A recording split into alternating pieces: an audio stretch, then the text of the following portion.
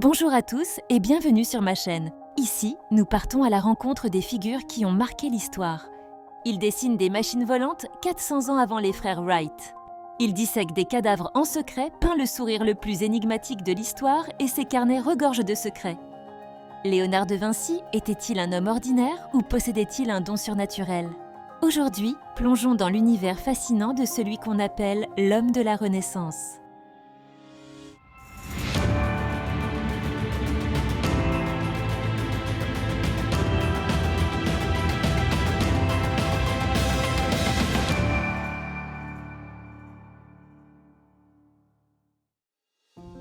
Bonjour et bienvenue. Aujourd'hui, on va s'intéresser à un nom que tout le monde connaît, évidemment, Léonard de Vinci. Un nom qui est devenu synonyme de génie. Mais ce qui est fascinant, c'est que la véritable histoire, celle qui se cache derrière les chefs-d'œuvre, c'est l'histoire d'un homme qui a passé sa vie à défier toutes les règles. Et cette question, en fait, elle est absolument centrale pour comprendre Léonard. C'est le fil rouge de toute son existence. C'est ce qui a transformé un parcours qui aurait dû être un handicap en un avantage. Mais un avantage exceptionnel, celui d'un esprit totalement libre et radicalement différent. Allez, on plonge dans le vif du sujet. Pour vraiment saisir qui était Léonard, il faut repartir du tout début, de ses origines. Parce que sa position d'outsider dès sa naissance, loin d'être un poids, a été la source même de sa vision si unique du monde. Il faut bien se remettre dans le contexte de l'époque. Il est né hors mariage. Et à ce moment-là, ça vous fermait énormément de portes. Pas d'université, pas d'études classiques du latin ou des grands textes. Bref, le parcours traditionnel lui était interdit. Mais, et c'est là tout le paradoxe, cette exclusion lui a offert la plus grande des libertés, celle de ne pas être enfermé dans la pensée de son temps. Et là, le contraste est juste saisissant. D'un côté, l'éducation formelle, basée sur les textes, la théorie, les dogmes. De l'autre, Léonard, forcé d'apprendre par lui-même, en regardant, en touchant, en expérimentant. Son esprit n'a pas été formaté par les mots des autres, il a été sculpté par le monde réel. C'est pour ça qu'il pensait par image, pas par doctrine. Imaginez un peu la scène. Sa salle de classe, c'était les collines de Toscane.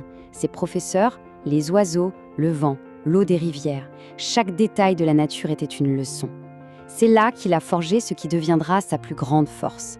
Un sens de l'observation absolument hors du commun. Et cette base, elle va nourrir tout son travail, en art comme en sciences. Alors, on avance un peu dans le temps. À 14 ans, il quitte sa campagne pour Florence. Et là, on est au cœur boulonnant de la Renaissance. Il entre dans l'atelier d'un des plus grands maîtres de l'époque, Andrea del Verrocchio. Et attention, l'atelier de Verrocchio, ce n'est pas juste un studio d'artistes, C'est une sorte de laboratoire d'idées, une vraie université pratique. On y fait de la peinture, de la sculpture, mais aussi de l'ingénierie, de l'orfèvrerie. C'est là que Léonard a compris que tout était connecté, que l'art et la science n'étaient pas séparés. Et il a commencé à voir des liens que personne d'autre ne voyait. Et son talent, il a éclaté au grand jour de manière assez spectaculaire. La légende, racontée par Vasari, dit que Verrocchio lui a confié la tâche de peindre un seul ange dans son grand tableau, le baptême du Christ. Le résultat était si vivant, si parfait, que Verrocchio lui-même se serait senti dépassé et aurait décidé de ne plus jamais toucher un pinceau. Mythe ou réalité, ça en dit long sur l'impact qu'il avait déjà. Mais Léonard, il ne se contente pas de maîtriser les techniques. Il les pousse plus loin. Il va perfectionner ce qu'on appelle la perspective atmosphérique. C'est basé sur une observation purement scientifique. L'air n'est pas transparent.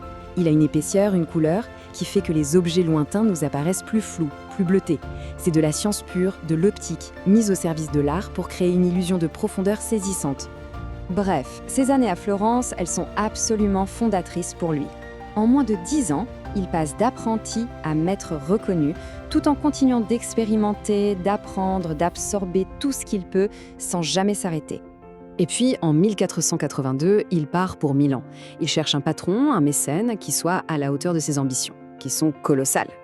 Et ce qui est incroyable, c'est qu'il se présente à la cour du duc Ludovic Sforza, non pas comme un peintre, mais comme un ingénieur militaire, un inventeur, un musicien. L'art n'est qu'une corde de plus à son arc. C'est à Milan qu'on voit apparaître un des thèmes les plus connus de sa vie, l'inachèvement. Mais attention, il ne faut pas voir ça comme de l'échec, c'est plutôt la conséquence directe de son génie. Sa curiosité était si vaste, son perfectionnisme si absolu, que la réalité avait du mal à suivre le rythme de ses idées. Prenez par exemple le projet du cheval Sforza. On parle d'une statue de cheval en bronze de 7 mètres de haut. Pour l'époque, c'est un défi d'ingénierie absolument titanesque. Le modèle en argile a été terminé, il était admiré de tous, mais la guerre a éclaté. et le bronze destiné à la statue a servi à fabriquer des canons. Le modèle, lui, a été détruit, un symbole parfait de ses ambitions grandioses, mais aussi de leur fragilité. Mais à Milan, il a aussi terminé l'un de ses plus grands chefs-d'œuvre, la scène. Et là encore, il y révolutionne tout. Il ne peint pas une scène religieuse figée. Il choisit l'instant le plus dramatique, celui où le Christ vient de dire « l'un de vous me trahira ». Et ce qu'il peint, c'est l'onde de choc, l'explosion d'émotions sur le visage de chaque apôtre. C'est un drame humain, psychologique, d'une intensité folle. Et là encore, on retrouve le paradoxe de Léonard. Pour atteindre cette perfection, il ne pouvait pas utiliser la technique de la fresque traditionnelle, qui force à peindre très vite. Alors, il a inventé sa propre technique, une sorte de peinture à l'huile sur un mur sec. Ça lui a donné tout le temps nécessaire pour les détails et les nuances, mais ça a aussi rendu l'œuvre extrêmement fragile, et elle a commencé à se dégrader très vite. Le choix de l'innovation au détriment de la durabilité. Après la chute de Milan, Léonard retourne à Florence. On entre là dans une période de pleine maturité, où ses recherches scientifiques et sa pratique artistique vont fusionner comme jamais. C'est cette fusion qui va donner naissance à l'œuvre d'art la plus célèbre du monde. À Florence, on assiste à un véritable choc des titans. La ville commande 2 fresques gigantesques pour le Palazzo Vecchio. L'une à Léonard, le maître au sommet de son art, et l'autre au jeune et impétueux Michel-Ange. C'est l'opposition de 2 génies, de 2 styles, de 2 visions du monde. Malheureusement, encore une fois, l'expérimentation technique de Léonard pour sa fresque va mal tourner et l'œuvre sera perdue. C'est aussi à cette période qu'il pousse ses recherches anatomiques plus loin que personne. Pour comprendre comment peindre un muscle, un nerf, une expression, il a besoin de voir comment ça fonctionne, de l'intérieur. Alors, il brave les interdits de l'Église, il pratique des dizaines de dissections clandestines sur des cadavres humains. Les dessins qu'il en tire sont d'une précision qui ne sera pas égalée avant des siècles. Il a littéralement regardé à l'intérieur de la machine humaine. Et toute cette connaissance, en anatomie, en optique, en géologie, en psychologie, tout converge vers un seul tableau, la Joconde. Ce n'est pas juste le portrait d'une femme, c'est l'aboutissement d'une vie de recherche. La connaissance des muscles du visage pour ce sourire insaisissable, la maîtrise de l'optique pour ce regard qui semble nous suivre. C'est une synthèse de tout son savoir. Allez, on arrive au dernier chapitre de sa vie, un chapitre de transmission, de réflexion, qui s'ouvre lorsqu'il accepte l'invitation d'un de ses plus grands admirateurs, le roi de France, François Ier. La scène est incroyable. À 64 ans, Léonard traverse les Alpes, avec la Joconde sous le bras. Et en France, il n'est pas traité comme un simple artisan. Le roi le traite comme un sage, une légende vivante.